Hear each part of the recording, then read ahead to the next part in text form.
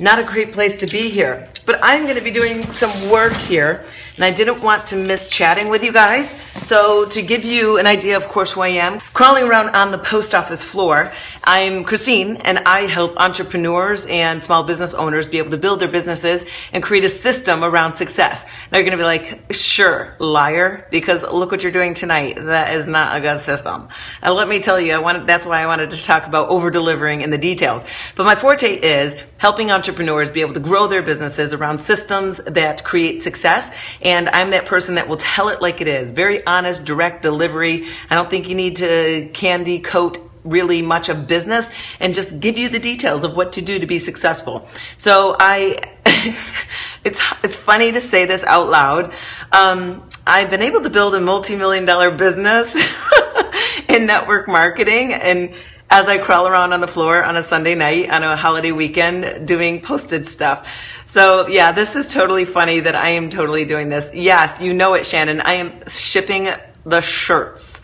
So I'll give you guys an explanation of what the heck I'm really doing so you see what this is about, as well as learn from my mistakes. That's the biggest thing that I do as a teacher, because that's really what I am as a teacher, is I make the mistakes for you.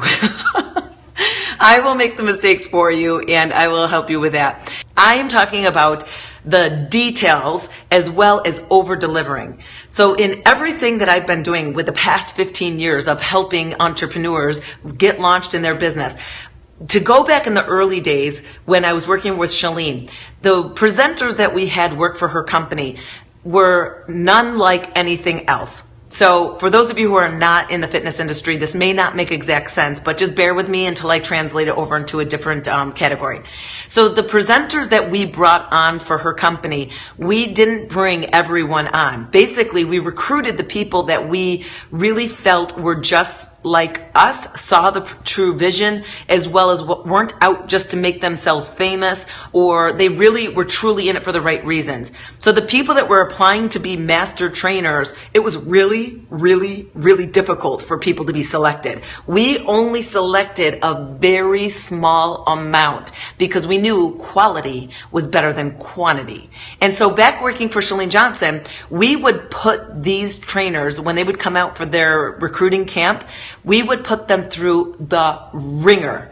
And I'll tell you what some of the reasons. This is actually a future scope that I should talk about. Is we would put them under such stress. We would make them exhausted. We would overwork them. We would pick them apart so detailed, so aggressively, that we needed to see what their true colors were. Because when you're put under such stress and being picked apart, you really show who you really are. And sometimes we discovered people were like, oh my gosh, we had no idea this person was like that, and they weren't accepted. So that's why the quality of the presenter that we had working for Shalene's company were very high end. And now here's the difference. When those trainers would go out to run the certifications and certify instructors, and I know some of you are like, who cares? It's just fitness. You're just certifying people. No, it was a big deal because we prided ourselves on being very elite, the most exceptional and high-end trainer that people could trust, never forget, and also have a relationship with for years. So some of the things that we really focused on, and if you've ever gone to any trainings, be it regular conferences or even certifications in fitness, anything. If you go to different conferences or trainings, you notice the details. There's details in the timing of when someone starts, how they set up the room, how they greet the person, how they talk to other people, how do they manage other people, how do they run the show, how do they keep it entertaining, how do they keep you engaged, how do they keep you involved. There's so many little details to manage, and those were the little steps and tricks that we would teach each presenter that would set them apart from any other presenter in other companies. So obviously there's other companies out there that would do certifications, but ours were so elite and unforgettable. So for instance, if you are a person that got certified back in the day from when it was Powder Blue Productions days, you know your trainer who trained you in those formats. You know their name. You probably still talk to them. And that was the difference. We focused on quality as opposed to quantity. And those little details were the difference of why that person joined the culture, joined the community, and stayed in touch because they didn't feel like a number, a price tag. And that's one of the biggest problems that a lot of people who are building their own home businesses do, is they look at people as like a price tag or another number. And it's about the little details. Michael Hyatt is on here. Holy cow, Michael. I talk about your book all the time. Platform is the number one book I recommend for people to use. It's actually in one of my top 10 books list. So thanks, Michael, for jumping on. I'm glad to have you here.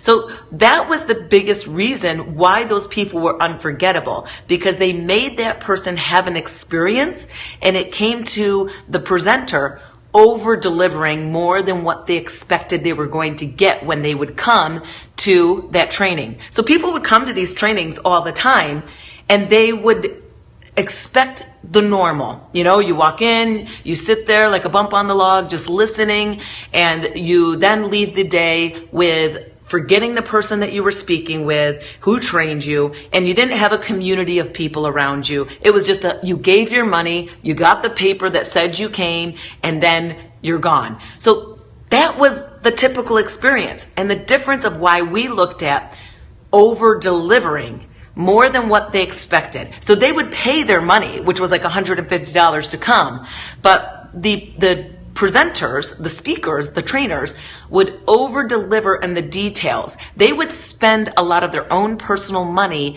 to make the experience for someone to come so it felt like they were at a party, that it was like they were going to a dance, and it was just so fun. Paid attention to those little details, and that is so important. And I'm going to totally tell you guys why I'm sitting at the post office floor. This is probably like one of the worst times, especially for Michael Hyatt, to be on.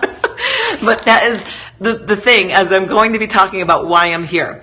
So those details are what's going to set you apart when you're growing your small business in whatever business you're doing, in your own venture, in network marketing, whatever it is, even if you work for someone else. Over-delivering more than what people expect, and that includes in customer service. So you don't always have to give things. It's about how you handle a person who's in need. Think about this before I go into why I'm sitting on the floor in the post office.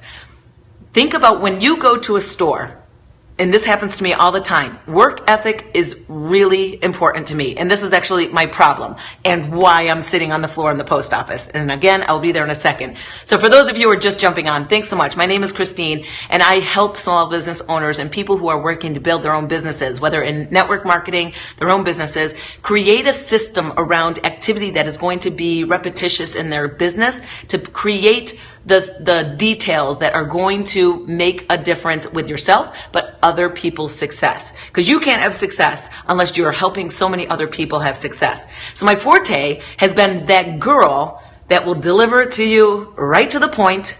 I don't need to pet your hair and rub your back to get you to do something. I will tell you exactly what to do. I make the mistakes, and then I fix them, and I will teach you what to do, hand it over to you like Cliff Notes. Because the faster I can have someone else have success, I feel good. That's why I'm doing what I'm doing. I love helping other people have success. So what we're talking about tonight is the details in your work and over-delivering in the promise. Oh my gosh, we're losing lights. Are they closing? I'm doing like the own postage stuff. So let's finish up that last thought. Have you ever gone into a store and you went to the cashier and you asked them to do something for you? Whether it is, do you have any more of this product? Or do you know how much this is? Or is there a discount because this is slightly damaged? Have you ever asked someone that and they immediately said, no, I can't?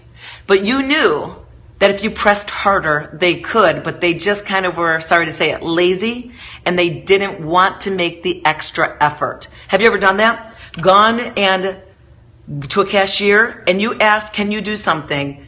And they say, no, we can't do that. We just can't do that, because they don't want to deal with you. They don't want to add extra work on their plate, and they don't want to go above and beyond their job description. Have you ever heard that or seen that or done that? You may have done it. Who knows?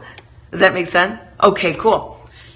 That's the difference between someone with their quality of work and your work ethic. Again, work ethic to me is critically important, especially because that was the only thing that I could control when I was growing up. Growing up the youngest of 4 girls with my dad in a severely poor house, very abusive home in all areas.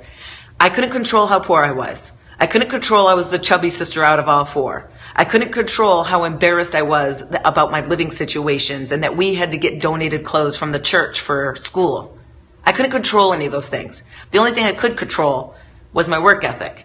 And that was where I discovered, oh, that's how you can get praise. That's how you can get a pat on the back. Because I didn't get that at home. I got abuse at home. So I worked my butt off to please my employers and help them become successful. And that is why it's just kind of burned in me. So now let me dive into why I'm sitting on the floor of a post office on a Sunday night of Labor Day weekend. I love to over-deliver.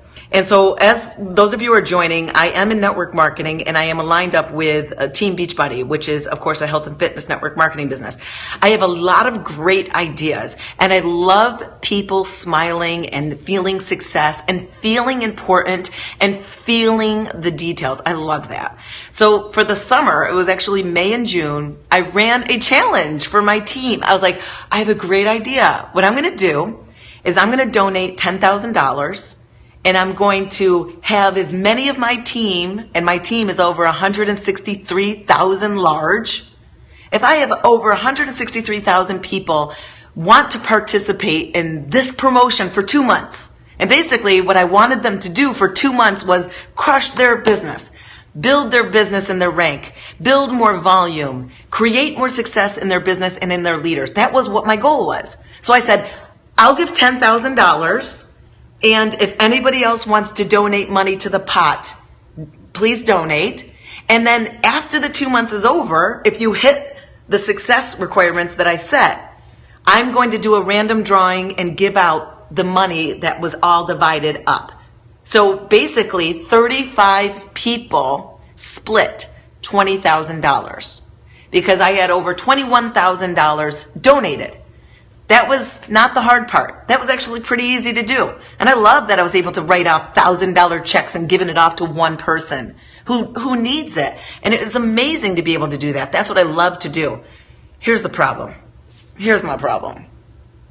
You see what I got up in her? I said, and everybody who moves up in a rank level, I'm going to give you guys your own unique t-shirts that no one else will get. And I thought it was a great idea because everybody loves t-shirts and they work so hard for a t-shirt. I was like, they're going to totally crush it for this t-shirt and the hope of possibly getting money. I didn't think it through. Because again, I love the details. I love giving them t-shirts and I couldn't, of course, do that. The problem was I didn't think through the whole process of it all. At the end of the promotion, I then realized, oh no, I now need to find the cheapest source to find all of these blank t-shirts and tank tops to buy.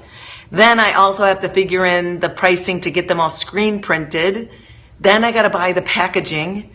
And then I got to buy all the postage to mail it. Oh my gosh. So I personally gave 10,000 of my own dollars for 2 months for these people to exceed in their business. But the amount of hours that I've given for this process is well over a full-time week job. It's well over 40 hours. It's probably like 80 plus hours, and I'm still doing it. My problem is I love to over-deliver, and I love the details. I love people smiling.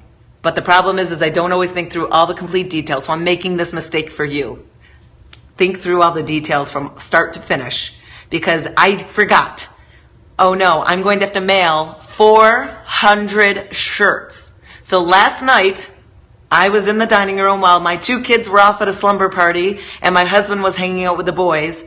I'm drinking a glass of wine and stuffing 400 shirts, making sure the right person got the right size that they requested, making the address labels and boxing them all up.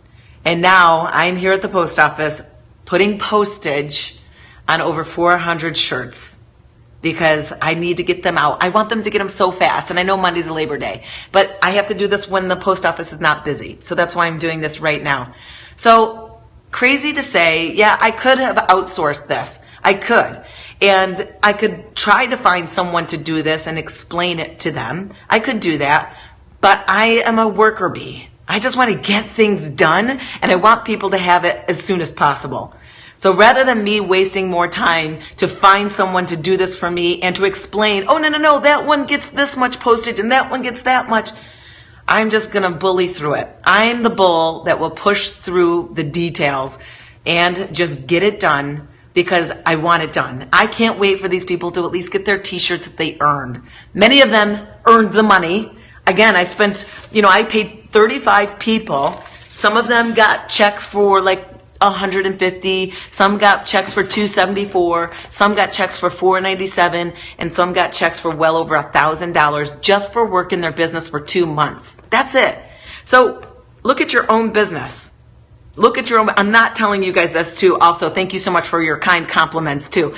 I'm not telling you this so that you can see exactly. Thank you, Michael. I do what I do because, of course, I love other people's success and making people feel that success too, feel the impact of me. So for instance, I have my own conference and it's called The Platinum Edge, and that's in November here in Dallas, Texas. It's only for those who are part of my team and organization. So the potential of 163,000 people could register for it.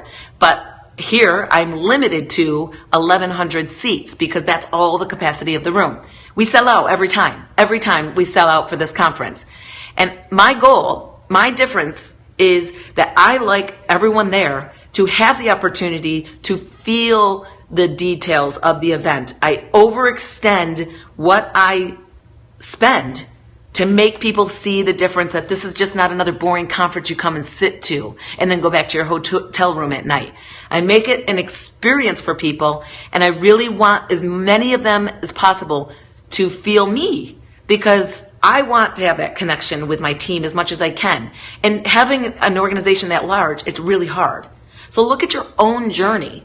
You may have a small little impact right now in terms of how big your team is or how many people you're working with. You may only have a small one right now. It only grows because when I joined, it started with me signing up one person. And now 7 years later, over 163,000 people. So it grows. So don't think that your touch point can't be felt because you're not big enough yet. You're not successful enough yet.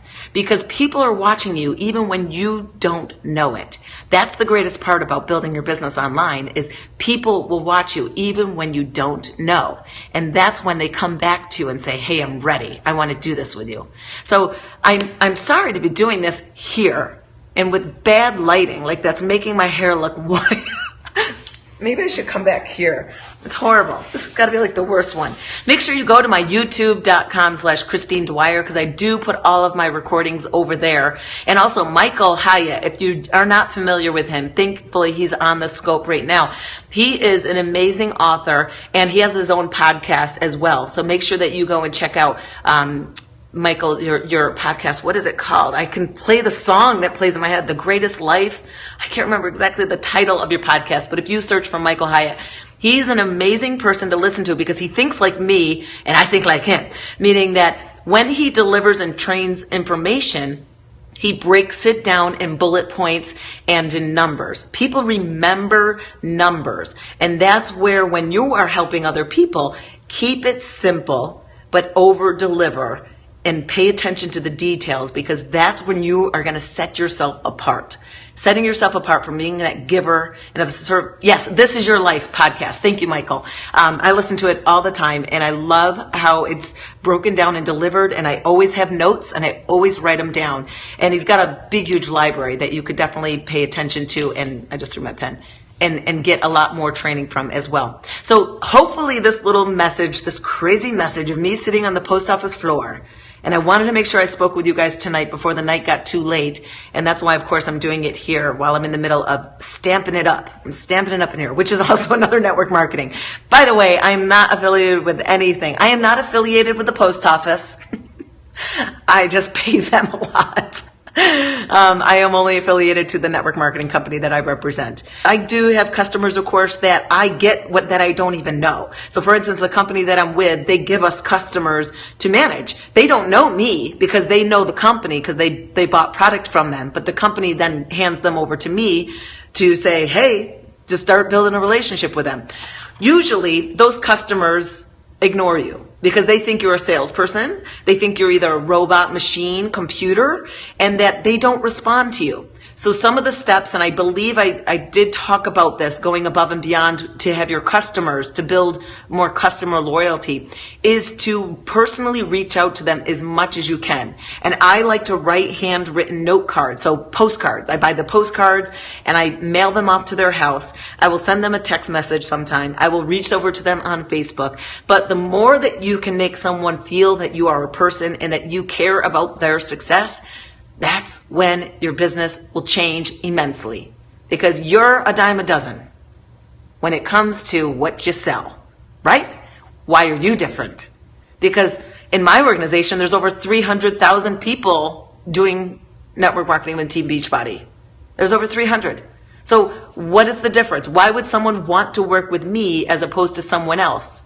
They can all buy the same product from all of us. What's the difference?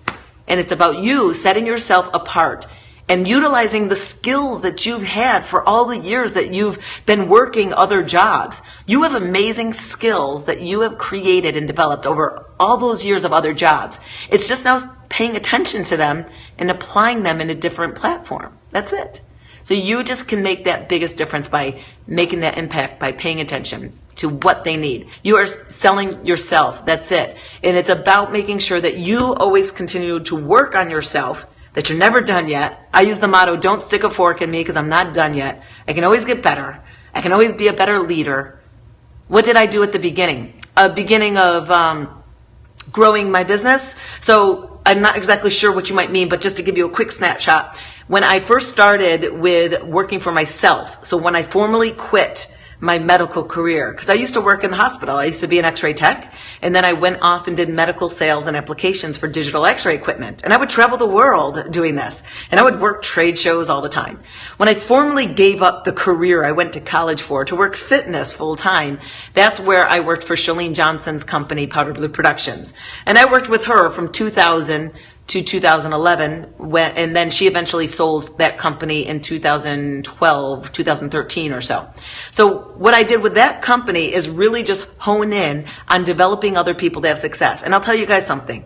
I was immature, and I had to learn first how to be a better leader, how to be a better person. And back in my 20s, this was around when I was 27, I was selfish for my own success. So I became her most successful rep for her company, and that's why I got the full-time position. But because I wasn't right here with being a leader and to continue to personally develop myself and work in personal development, I hid my answers. I didn't want them all to know exactly what I was doing because I was scared that if they knew what I was doing, then they would supersede my success and I would just fall to the wayside. And I always wanted to be that shining star. And so I couldn't correct that though until I corrected myself. And it wasn't until I really dove deep into personal growth and development and education, that's where I realized the more you give, the more comes back. And I didn't get that because, again, I grew up poor. So everything I ever got was because I worked my butt off to get. So I was scared of letting that go. And so when I finally did, that's when other people had amazing success. And so moving into network marketing, when I started, I was 5 months pregnant. I had a 1.5-year-old son. I had that full-time job, and I had 3 part-time jobs. And my husband worked an hour away, that he was gone for 12 hours of the day. So that's how I started network marketing, something I said I would never do. And I said, okay, I'm going to do this. But I was stressed out when I started because I signed on a lot of my contacts from all the years, and they all just looked at me and said, okay, now what? Tell us what to do. And I didn't know what to do because I'd never done network marketing before. I said I didn't want to. So I was pregnant, and I stayed up all night long till like 3 a.m. studying, researching as much as I could. And that was 7 years ago. That was May of 2008. And thankfully, I started with what I knew. So people say, what did you do when you first got started? Well, I didn't know network marketing. And if I probably did, I probably would have done it old school network marketing ways. And I'm glad I didn't. What I did do though was I focused on what I knew how to do already. So what did I know how to do, and what could I teach all these 200 people that joined with me that first day? What could I teach them all to do? Well, let's just go get a group of people together, keep them accountable, get them motivated towards reaching a goal, and let's just put a system for them to follow and plug into it. And that's what they did. And that only lasted for like 6 months while I was still researching. But in the course of it all, I made a lot of money in the beginning, and a lot of people think I just pocketed it, but I didn't. Because I knew that the money I made, if I reinvested it back in my business, then that would flourish. So for instance, there's a picture of me standing on stage my first year of the company holding a check for $127,000. That check was a check for 3 months bonus. Yeah. It's kind of silly, right? I'm holding a check for $127,000 for the 3-month bonus. And that bonus was actually, again, every 3 months. Every 3 months. Because I achieved the top in the company that no one else has. So all the bonus that was in that pool only gets divided to me. So I was able to achieve that. But a lot of people think that I just hoarded the money, which I'm a hoarder for money, and I probably would, because I don't like to think about stocks, investments, and all that stuff. That's my husband's thing. I took that money, though, and I reinvested it back into the team. So I bought all the webinar services we would need, of course, building websites and housing them and hosting them and all that. But the biggest chunk of the money, my first 1.5 to 2 years, went to hiring full-time employee to work for me. I hired a guy for a year. He was an expert in network marketing. He had done years of Amway. And I needed to know how to build network marketing. Let me learn how to build the depths and the legs of it. So I flew him around the country forever to do meetings. And I paid a salary for him for a year to do this because I needed to learn. And I needed my team to be able to plug into something. So that money, it wasn't mine. I actually gave it right off to someone else. And then when he was done, about another 6 months to a year later, I then hired another consultant to really help us hone in on social media, because social media was our thing anyway. But I wanted to make sure that we were really setting, again, deep legs into it. So I hired a lady, her name's Diane Hockman, and she worked for me for 6 months, doing a lot of consult work and teaching my team. Because that's where, if you can reinvest back in your team, it does come back. I promise, it does. That's the thing. You got to look at the big picture down the line, not right now. And that will always change how you work now. Yeah, you may be struggling a little bit now. But remember, the more you give, the more you pay attention to the details, the more you over deliver, and the more you pay attention to what you're building for future, that's where your change is going to happen.